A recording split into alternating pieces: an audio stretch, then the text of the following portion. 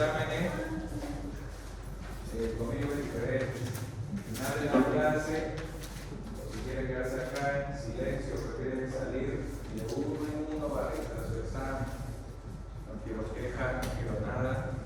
Quiero que lo lean bien y al final van a firmar, cada uno es consciente más o menos de cómo leer. Me acuerdo de un par que les ha ido pésimo y me acuerdo de otro par que les ha ido excelente. Total, si el primer examen les pareció interesante, el segundo va a ser peor, porque en el segundo, si se dan cuenta, ya estamos viendo patologías específicas. Entonces, en el examen práctico va a ser un caso clínico de cómo se manifiesta la enfermedad, como si fuese un paciente, al examen físico, ciertos criterios que ustedes tienen que ver al diagnóstico, a las solicitudes complementarias que se pueden realizar y sobre todo al tratamiento definitivo. ¿Okay? El día de hoy vamos a ver lo que son las hernias de hiato y de esófago. La hernia o una hernia de hiato es la protuberancia anormal de cualquier estructura del órgano abdominal que usualmente con mayor frecuencia es una porción del estómago que protruye, migra hacia la cavidad torácica a través de un hiato esofágico diafragmático laxo. Entonces nosotros, acuérdense, tenemos el diafragma, ¿cierto? Que divide la cavidad torácica de la cavidad abdominal. Este diafragma tiene unos espacios, ¿alguien sabe cómo se llama? Anatomía del semestre. ¿Alguien? No, cero. Son estomas que a la vez forman un hiato. Son espacios circunferenciales que nos ayudan en qué? Cuando hay una expiración a ver lo que viene a ser la diferencia de presiones entre el tórax y el abdomen. Suele ocurrir por diferentes causas que vamos a ir desarrollando, que esos estomas se desarrollan un poco más, se hacen un poco más grandes, sobre todo el hiato diafragmático esofágico. Como pueden ver en la imagen, vemos cómo aquí está un hiato normal, ¿cierto? Tenemos el diafragma, el estómago y la unión esófago-gástrica. Y por diferentes factores, este hiato se debilita, cede un poco su tamaño y el estómago protruye hacia el tórax, como podemos ver en la imagen, haciendo que una porción de ese estómago esté dentro de la cavidad torácica. Cabe recalcar que puede ser cualquier órgano, como por ejemplo me pasó una vez, era un intestino grueso metido en el tórax izquierdo, mal nacido, pero que puede suceder. ¿Cómo se clasifica? ¿Cuáles son estos tipos de hernia? Primero tenemos una presentación normal, ¿cierto? El puntito blanco es lo que diferencia el esófago del estómago.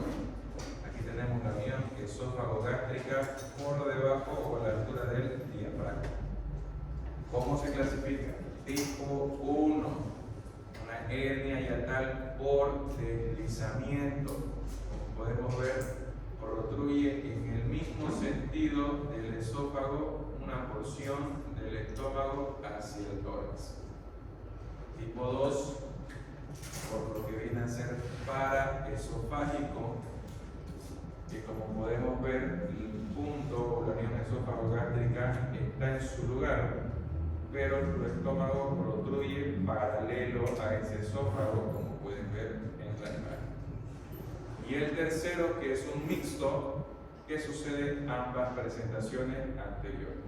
Tanto se desplaza la unión esófago-gástrica hacia el tórax, como también lo hace de forma paralela. Pregunta típica del examen.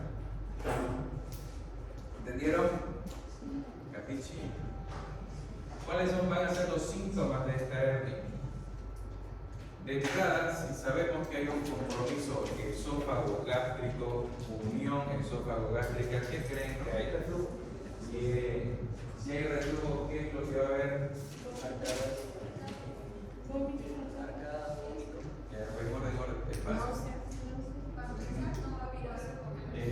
Eso, pirosis, acidez retroesternal, lo vimos en la anterior clase. ¿Qué más? Va a haber dificultad para los que vienen a hacer la dilución, muy probablemente el paciente curse con vómitos repetitivos. ¿Qué más? Aquí lo tenemos, ¿no?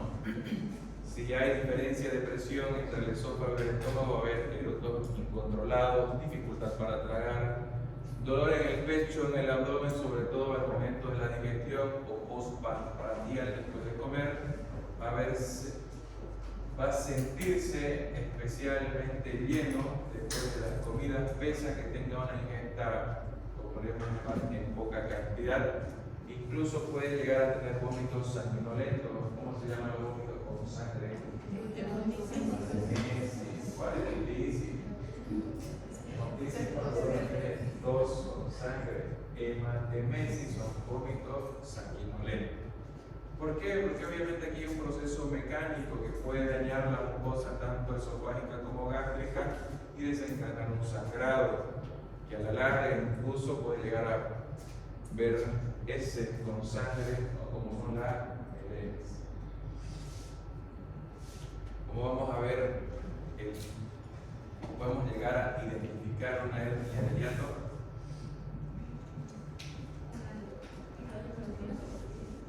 La mierda, tenía que mostrarles el video de endoscopía, ¿no? Sácame un buen recuerdo del video otra vez.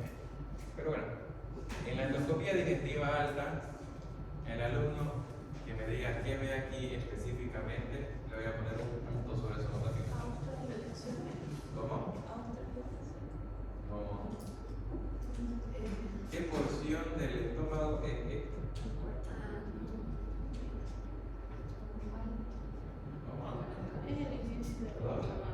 Levante la mano. 5, 4, 3, 2, 1. ¿Pero cómo se llama? No. ¿Cómo el tiro del trabajo?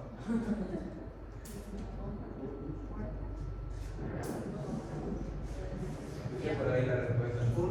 ¿Quién dijo? El fundo gástrico. Si se dan cuenta, miren, esto de acá es el endoscopio, que está ingresando a la cavidad estomacal y está haciendo un procedimiento que se llama retroversión. Está girando en 180 grados lo que viene a ser el endoscopio en la cámara y está viendo por dónde ingresa ese endoscopio en la unión esófago-gástrica, está viendo el fundus gástrico y a la vez ¿qué les llama la atención? Al lado izquierdo. Este espacio, pues no miren cómo se mete el estómago y forma un espacio, una protrusión probablemente hacia el diafragma, hacia el tórax. Porque esta parte debería verse igual que observado, homogéneo, sin ninguna alteración trófica, sin ninguna alteración visible. Pero aquí es evidente, ¿cierto? Cierto. Ahora, en la siguiente imagen, en la radiografía, ¿qué es lo que le llama la atención? Ya hemos avanzado en los diagnósticos, hemos visto cómo es una radiografía de abdomen normal, ciertas patologías, es importante tener esta clase. ¿Qué es lo que viene? Ya que hay en el corazón. Líquido. ¿Por qué aire? Bien, todo lo que sea negro es aire. ¿Y ustedes creen que a nivel torácico que haya una burbuja de aire es normal? No. Esta burbuja debería estar aquí abajo, que corresponde a la bulla gástrica. Recuerden que clase avanzada porque tener aire dentro del estómago es normal, pero no es para nada normal que esté intratorácico a la altura del tórax.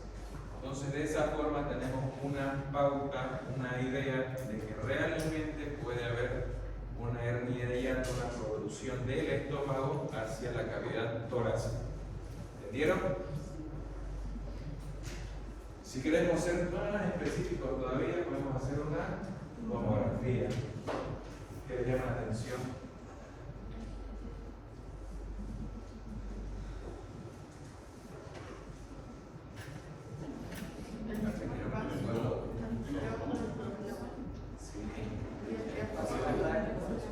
Vean cómo el estómago protruye. Bueno, para empezar, debí mostrarles una tomografía normal, ¿no? Por eso.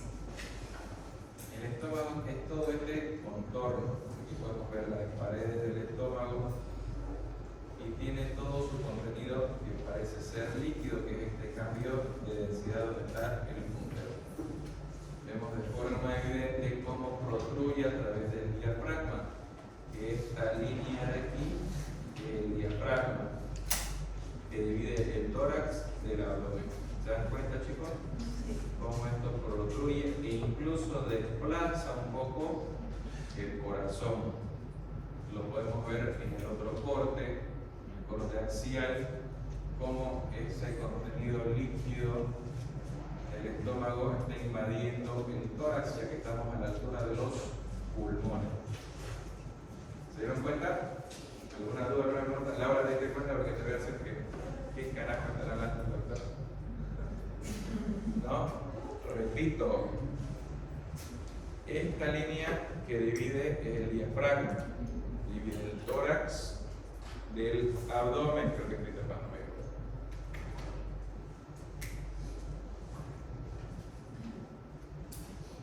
¿Ya? Entonces, todo este contorno que envuelve este contenido más oscuro corresponde al estómago. O sea que estas son sus paredes y aquí tenemos el contenido líquido estomacal. Aquí es evidente cómo este estómago está protruyendo, invadiendo el tórax, porque estamos por encima del diafragma, tanto así que desplaza el corazón hacia el lado izquierdo. ¿Ya han llevado cardio ustedes? ¿Están llevando? ¿Han visto el índice cardiotorácico, cierto? Sí. Si se dan cuenta, aquí hay una gran diferencia, ¿no? Comparado al lado derecho y al lado izquierdo, hacia el ángulo costofrénico o costo diafragmático. Costo diafragmático, hacia el diafragma. Entonces, de esa forma podemos evidenciar que ese estómago está protruyendo hacia el tórax. Y en el otro corte, igual.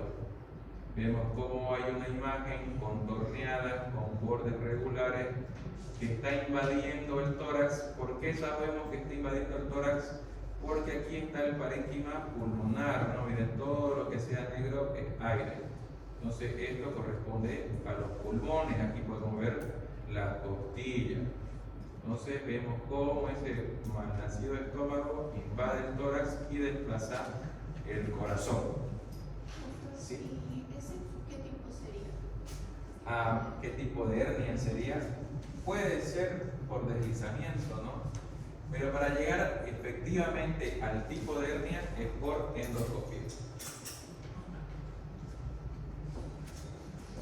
¿Qué vamos a hacer con ese paciente? Ya hemos visto sus síntomas, hemos visto las imágenes, hemos llegado ya al diagnóstico y qué es lo que vamos a hacer. Primero hay que tener muy parecido a la enfermedad de reflujo gastroesofágico, ya que sus síntomas son prácticamente iguales, ¿no? Tenemos que tener medidas posturales como elevar la cabeza o la cama 10 a 15 centímetros por encima de la línea del grado 0 para favorecer a lo que viene a ser la gravedad. Tenemos que tener una dieta, comidas de poco volumen, más frecuente, evitar o limitar lo que viene a ser ejercicios inadecuados, aumento de la fuerza y sobre todo gastroerosivos como ser comidas picantes, condimentadas, alcohol, café, etc. ¿Por qué hablamos del tema de los ejercicios? Porque hacer fuerza aumentamos la presión. Porque hay maniobra de Valsalva, va a aumentar el aumento de la presión intraabdominal y va a favorecer a que ese estómago esté deslizándose hacia adentro yendo y viniendo. Tenemos que evitar el alcohol, tabaco, muchas cosas que ya hemos hablado, y sobre todo los pacientes obesos y con sobrepeso son bien predisponentes a este tipo de enfermedad. Pero a la vez hay tratamiento farmacológico. ¿Alguien se acuerda del tratamiento farmacológico del reflujo gastroesofágico? Antiácidos. Bien, antiácidos, inhibidores de la bomba de protones y sucralfato, ¿no? Aquí está, tal cual ustedes lo dijeron. El sucralfato que va a generar una barrera protectora desde el esófago hasta el estómago, evitando de que el ácido clorhídrico que esté refluyendo hacia el esófago haya una gran afectación, que lo vamos a ver más adelante. ¿Por qué? Los antiácidos, ya lo hemos mencionado, como ser el hidróxido de aluminio o algunos otros, también nos van a ayudar de esa forma. También los inhibidores de la bomba de protones y los procinéticos. Ese es el combo que lo hemos hablado en la anterior clase, ¿se acuerdan? Inhibidores de la bomba de protones, sucralfato y procinéticos, para que ese estómago esté protegido, no esté tan ácido y sobre todo el estómago tenga la capacidad de vaciarse lo más rápido posible. Obviamente, ¿qué es lo que creen? ¿Qué tipo de enfermedad o patología es? ¿Es infecciosa, metabólica o mecánica? Mecánica, ¿no? Entonces, si tenemos algo roto, ¿qué tenemos que hacer? Tenemos que repararlo. Para eso vamos a llegar al tratamiento quirúrgico. Muy probablemente este tipo de enfermedades, la resolución definitiva va a ser cirugía. Puede haber una cirugía antirreflujo que se puede hacer tanto de vía convencional o vía abierta, o como se hace actualmente por cirugía laparoscópica. Existen dos técnicas que son que viene a ser la funduplicatura de Nissen, que consiste en una cirugía antirreflujo de 360 grados, una cirugía de Toupet, también antirreflujo, de 270 grados. ¿Cuál es la diferencia? La funduplicatura de Nissen, como su nombre lo dice, fundus viene del fundo gástrico, se sostiene y se desplaza el fundus gástrico 360 grados alrededor del esófago. Eso igual lo vimos en la anterior clase, ¿se acuerdan? Sí, para los que vinieron. Y se hace una plicatura o una fijación de ese fundus gástrico con el propio estómago, como podemos ver en la imagen. Da la vuelta completa 360 grados y se fija de esta forma con sutura inabsorbible. O sea, son hilos que no se van a absorber nunca en su vida y van a estar ahí sosteniendo el fundus gástrico. ¿Para qué? Para reforzar obviamente lo que viene a ser la unión gastroesofágica. Aparte de eso, ¿qué es lo que protruye hacia el cavidad torácica? Que lo vimos aquí en la recuerda. El mundo, pues no. Entonces, si ya lo tenemos fijo, difícilmente eso va a protruir. Obviamente aquí no estoy mencionando que ese hiato que está dilatado, que está más grande de lo normal, también se lo corrige. Se puede hacer una unión hacia los pilares tanto anterior y posterior de lo que viene a ser el hiato diafragmático, hacer una sutura, o incluso se puede colocar una malla protésica para proteger esa parte de la unión esófago-gástrico. Y la otra técnica es lo que viene a ser la funduplicatura de Toupet o de 270 grados, que consiste prácticamente en lo mismo, agarrar el fundus gástrico, pero si se dan cuenta, aquí hay como dos porciones. El fundus gástrico se lo estira y se fija hacia 270 grados, paralelo a lo que viene a ser el esófago. Podemos ver cómo se hacen puntos de sujeción con hilos inabsorbibles en ambas partes para hacer exactamente la finalidad de la anterior cirugía. A lo largo de lo que viene a ser el desarrollo quirúrgico, se ha evidenciado estadísticamente significativo que la técnica opcional o mejor que podríamos tomar es la puntuplicatura de Nissen de 360 grados. ¿Por qué? Porque solamente tenemos un punto de fijación, como podemos ver en la imagen. Solamente hay una área de sutura comparadora de tupet que hay dos áreas de sutura y aparte que se estira un poco más o se expone lo que viene a ser el esófago. Entonces, al haber mayor sutura, al haber mayor procedimiento, tenemos aumento de las probabilidades de que esta sutura falle, de que se suelten los puntos, de que raje el estómago. Entonces eso no es conveniente. Es preferible tener una sola sutura fija que nos va a hacer exactamente lo mismo. ¿Entendieron? Doctor, ¿cuántos grados era? ¿Cuál? Nissen 360 grados, Toupet 270 grados. Les voy a preguntar en su examen. De nada sirve que les diga, les voy a preguntar si van a responder. ¿Qué complicaciones puede haber de esta enfermedad? Esofagitis por causa del reflujo, la estenosis esofágica, porque si el paciente no hace tratamiento, lo abandona, el paciente irresponsable, qué sé yo, o por último no se da cuenta de la enfermedad, esa hiperacidez hacia el esófago va a producir que primero va a haber un cambio inflamatorio, va a hacer que ese esófago esté entrando en un estado inflamatorio, va a haber edema, va a haber migración de polimorfos nucleares y lo que va a llevar a la larga, ¿qué va a hacer? A la fibrosis, a la cicatrización, que es parte del proceso natural. Cualquier tipo de lesión, nuestro cuerpo, ¿qué va a hacer? Va a cicatrizar. ¿Qué es la cicatriz? Como para que tengan el brazo, fibrosis.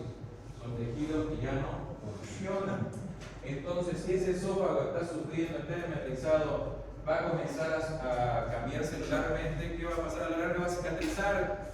Y si genera cicatriz, va a haber aumento de la celularidad y por tanto, esa luz va a comenzar a disminuir porque está engrosado, porque está cicatrizado. Y por último, cuando hay cicatriz no se dilata, no funciona, no se puede dilatar.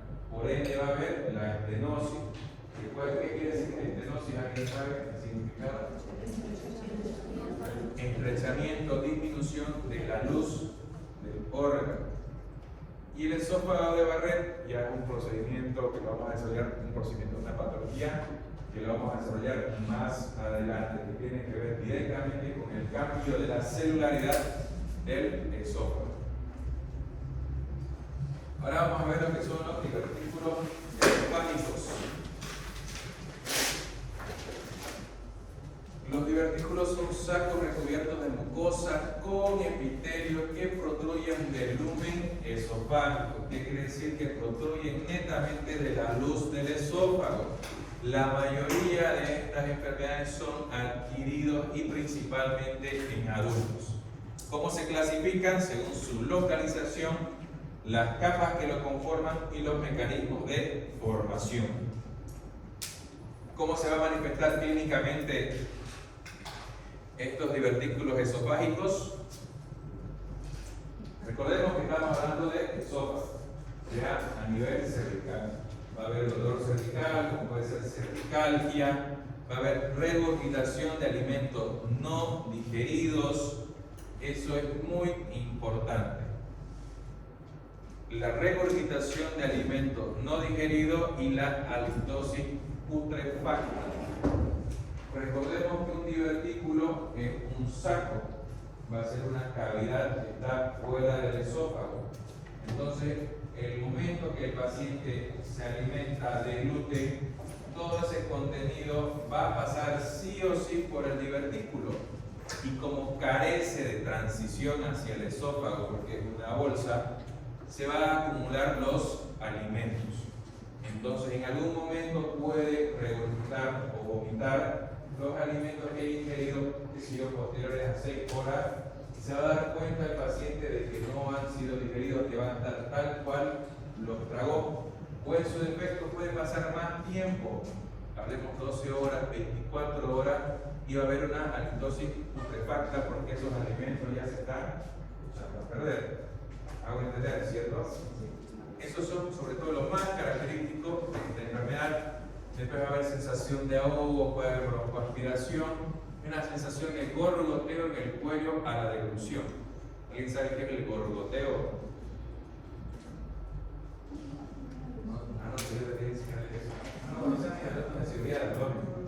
Por ejemplo, el gorgoteo, cuando estamos ocultando un abdomen, se escuchan como burbujas que se rompen o que se van formando. Entonces puede tener el paciente, al momento de deglutir, siento como si burbujas explotaran, o siento burbujas a nivel del esófago, a nivel del cuello. A eso nos referimos con gorgoteo. ¿Cuál va a ser la etiología? Como les mencioné, usualmente estos son de origen adquirido, no son parte de lo que viene a ser el asincronismo entre la contracción de las paredes y la relajación del esfínter esofágico superior. Como pueden ver aquí en la imagen, miren para que se den cuenta un poco cómo viene el esófago, y por ese asincronismo, traumatismo, cualquiera de los hechos que pueden suceder, protruye este sáculo, este divertículo. Entonces, como veníamos hablando, podemos ver en color verde que podría corresponder a los alimentos digeridos por el paciente. La incidencia más o menos de esta enfermedad es mayores a los 50 años, quienes suelen presentar un grado de deterioro en su condición neuromuscular y neuromotora. Aquí hablamos de que hay un asincronismo, entonces los músculos no están bien sincronizados y pueden favorecer a la protrusión o a la formación de ese divertículo. ¿Cómo se clasifican según su localización? Tenemos lo que viene a ser el faringo esofágico o lo que viene a ser el divertículo de Zenker, el más común de todos, que se da entre la unión de la faringe hacia el esófago, como podemos ver en la imagen anterior. ¿Ok? Ese es el divertículo de Zenker, la unión de la faringe hacia el esófago. Después tenemos el parabronquial o a nivel del esófago medio, cerca de lo que viene a ser la bifurcación de la tráquea. Y después tenemos hacia más abajo el supradiafragmático o epifrénico, que ocurre en los últimos 10 centímetros del esófago. Así se clasifican los divertículos según su localización. Aquí podemos ver una imagen. ¿Alguien sabe cómo se llama eso? Este estudio de acá. Lo hemos visto en la segunda clase. ¿Qué se llama, Dulce? ¿Cómo? Bien, con esófago varietado, esófago con contraste. Aquí el paciente está ingiriendo contraste y podemos ver, ¿no?, cómo ese contraste se acumula primero en el divertículo de Zenker, faringo esofágico, como todo ese contraste que se ve radiolúcido, como lo pueden ver en la imagen, va más allá de lo que viene a ser la luz esofágica, lo que viene a ser el volumen esofágico. Es más, incluso en esta imagen nos damos cuenta que casi el contraste no pasa, simplemente se acumula aquí arriba. En el del medio vemos lo que viene a ser el divertículo del esófago medio, como está a la altura, como su nombre lo dice, a la mitad. Un espacio un poco más pequeño, y en la última imagen al lado derecho vemos lo que viene a ser un epifrénico o supradiafragmático, como baja a través del esófago.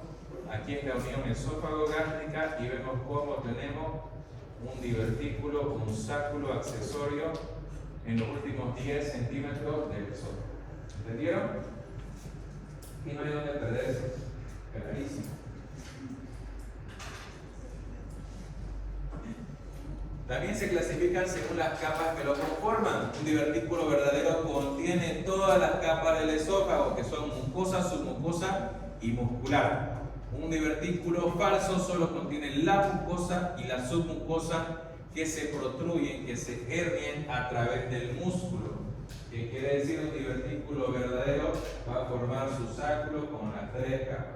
En cambio, un divertículo falso va a hacer que el músculo literalmente se abra para que solamente protruya la mucosa y la submucosa. ¿Cuáles van a ser sus mecanismos de formación? Puede ser por pulsión, que es el aumento de la presión intraluminal del esófago, que busca áreas de debilidad por donde provocar esas dilataciones. Si es que hay un aumento de presión, es normal que el cuerpo trate de evacuar por donde pueda y de esa forma puede formar esos divertículos esofágicos, que pueden ser verdaderos o falsos. Y por tracción, que puede ser resultado de una reacción inflamatoria, como puede ser la tuberculosis esofágica. Puede haber un ganglio mediastinal que se adhiere al esófago y va a traccionar lo que viene a ser parte del esófago, y de esa forma, de ese mecanismo va a formar lo que viene a ser el divertículo esofágico. Aquí podemos ver el de Zenker, que es el más frecuente y sobre todo mayores de 60 años. Vemos cómo se va manifestando, sobre todo está herniado en el triángulo de Killian, pregunta de examen. Está formado por las fibras del músculo tirofaringio y criptofaringio. Y podemos ver ese espacio y cómo protruye el malnacido divertículo. Acá hay otra imagen, miren para que nunca se olviden.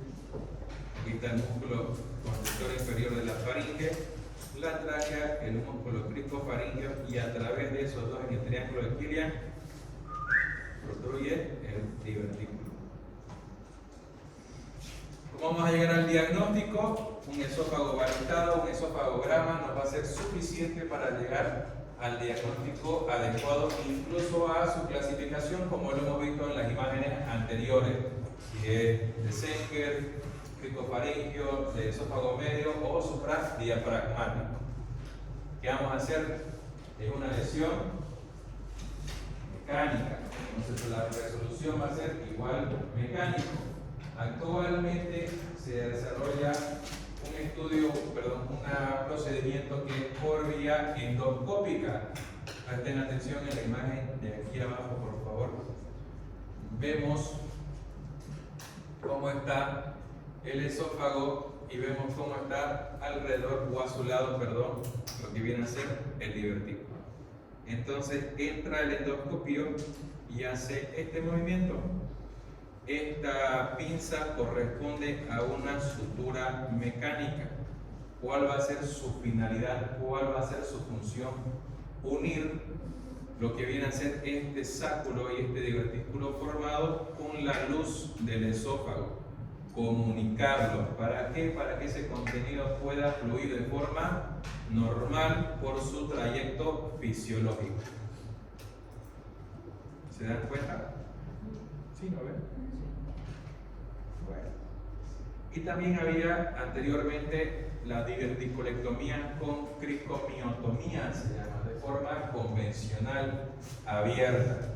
Una cirugía pero grandísima, porque hay que poner todos los vasos cervicales, hay que poner todo lo que viene a ser la parte cervical, y bien tengamos en cuenta que a nivel cervical pasan grandes vasos como son la carótida, la yugular externa, la yugular interna. Entonces este procedimiento es sumamente complejo, que únicamente se realiza en casos estrictamente necesarios. Se hace una miotomía, lo cual se apertura el músculo, literalmente se lo extrae el divertículo, se lo corta y después se sutura ese espacio que quedó entreabierto. Obviamente, hacer ese tipo de procedimiento va a llevar a muchísimos riesgos de complicaciones del paciente, porque el esófago es algo que va a estar en funcionamiento todo el tiempo, y así más o menos quedaría en un procedimiento endoscópico. Vean cómo está la luz del esófago, cómo está el divertículo formado paralelo al esófago, entra lo que viene a ser la sutura mecánica y, como ven, comunica, literalmente partió en dos a ese divertículo para comunicar ambas cavidades hacia el esófago y de esa forma seguir el curso natural. ¿Se dan cuenta? ¿Sí?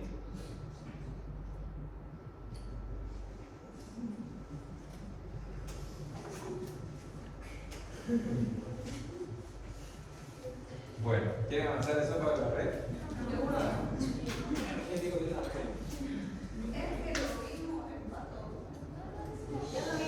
Ya, rapidito. ¿Qué tenemos que saber del esófago de Barrett? Netamente es un cambio de epitelio escamoso estratificado normal del esófago por un epitelio columnar o cilíndrico intestinal. Esto da secundario a una destrucción repetida del primero. ¿Qué quiere decir? Que el esófago va a cambiar la celularidad del esófago por las diferentes enfermedades, como ser el reflujo gastroesofágico, sobre todo descrita por Norman Barrett en el 50, y más o menos es una anormalidad adquirida, consecuencia, complicación de que nosotros fallemos como médicos en no llegar a un diagnóstico adecuado y no hacer un tratamiento adecuado, pero también va a ser responsabilidad del paciente seguir el tratamiento que nosotros vamos a decir. Si ese paciente es indisciplinado, no colabora, abandona el tratamiento, tiene un 7 a 10%. ¡Ay! Gracias. A formar lo que viene a ser esta enfermedad, sobre todo con los pacientes de reflujo gastroesofágico. ¿Qué es lo importante, qué es lo puntual del esófago de Barrett? Al haber cambio de celularidad, es muy consecuente, muy subjetivo de desarrollar cáncer. ¿Cuál es esa secuencia? Va a haber metaplasia, displasia y carcinoma. Eso es pregunta típica de examen.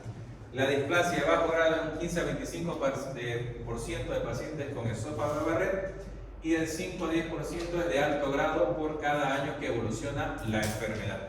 Solamente el 1% llega a desarrollar el adenocarcinoma.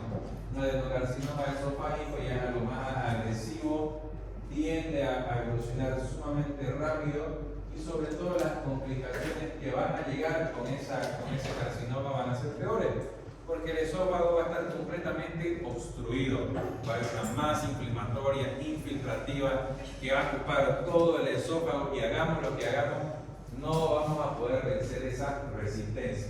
Entonces el paciente entra en estado de desnutrición severa, en estado de deshidratación severa. Y ahí, por ejemplo, me tocó un paciente hace muchos años atrás con un carcinoma esofágico hacer una gastrostomía primero, sacar el estómago aquí afuera y colocarle una sonda para que se pueda alimentar. Pasó el tiempo y ese carcinoma tan agresivo lo tomó el estómago y lo colapsó totalmente y esa gastrostomía dejó de funcionar. Entonces tuvimos que literalmente cortarlo en dos el estómago y hacia la parte del píloro y la aluvión hacia el duodeno, lo sacamos aquí afuera para que el paciente pueda seguir alimentándose. Una enfermedad sumamente agresiva con una sobrevida de 3 a 6 meses. ¿Cuál va a ser el tratamiento? Va dirigido a aliviar o mejorar el trastorno neuromotor que provoca la obstrucción. Puede haber una resección del divertículo, primero una resección del divertículo y una dehiscencia de la sutura con las consecuencias con mediastinitis. Y bueno, en tumores esofágicos no.